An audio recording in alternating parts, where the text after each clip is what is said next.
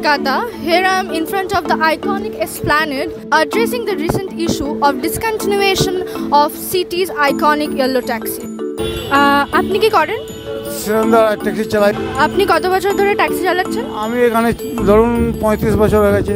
বছর। আপনি তো জানেন যে হলুদ ট্যাক্সি বন্ধ করে দিচ্ছে গভর্নমেন্ট থেকে, তো ওই জন্য কি আপনাদেরকে কোনো রকম সাহায্য করেছে?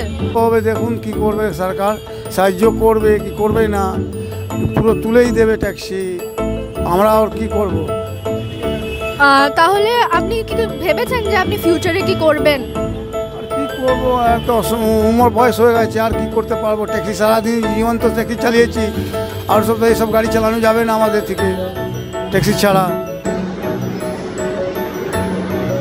তো যেমন রেড ট্যাক্সি হচ্ছে লন্ডনের একটা হেরিটেজ, তেমন হলুদ ট্যাক্সি আমাদের কলকাতার একটা হেরিটেজ। তো আপনার মনে হয় না যে কোনোভাবে হলুদ ট্যাক্সি মানে আমাদের হেরিটেজটা কোয়েশ্চেন মার্কে পড়ে যাচ্ছে? কলকাতায় বহু কাল ধরে এই হলুদ ট্যাক্সি চলে আসছিল, তো আজকে যেটা বন্ধ করার যেটা ডিসিশন নেওয়া হচ্ছে, নির্ণয় যেটা নেওয়া হচ্ছে, তার পেছনে কিছু এনভায়রনমেন্টাল কনসার্ন ছিল, কিন্তু কিছু হলুদ ট্যাক্সি অ্যাটলিস্ট রিটেইন করার জন্য সরকারকে কোনো এরকম বিউরোক্রেটিক লিচেসগুলো রিমুভ করে কিছু একটা পদক্ষেপ নেওয়া খুব জরুরি। তোমার কি মনে হয় যে এটা গভর্নমেন্টের কোনো পাবলিক স্ট্যান্ড এই ইয়েলো ট্যাক্সি বন্ধ করে দেওয়া? ইয়েলো ট্যাক্সি ঠিক আছে, ইয়েলো ট্যাক্সি থাকা না থাকা সমান। আগে ইয়েলো ট্যাক্সি দেখতাম নিজের ইচ্ছে মতো যেত, নিজের ইচ্ছে মতো ভাড়া চাইতো, তার থেকে এখন যাত্রী সাথী হচ্ছে, ওলা উবের হচ্ছে, অনেক ভালো।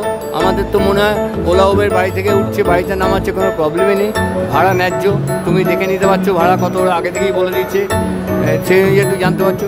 ট্যাক্সির তো উঠেই বলে 50 টাকা বেশি দেবে, এখনও স্টিল টুডে যদি কোনো ইয়েলো ট্যাক্সি দেখা যায় বলো আপনার 50 টাকা বেশি লাগবে। তেমনভাবে এটা একটা কলকাতার হেরিটেজও, তো সেটাও তো একটা থেকে বড় কথা লোকের পাবলিক হ্যারাসমেন্টটা তো সবচেয়ে বড় কথা। আমি হেরিটেজ মেনটেন করতে গিয়ে যদি দেখি পাবলিক হ্যারাস হয়েছে, তাহলে তো নিশ্চয়ই সেটা আমি চাইবো না।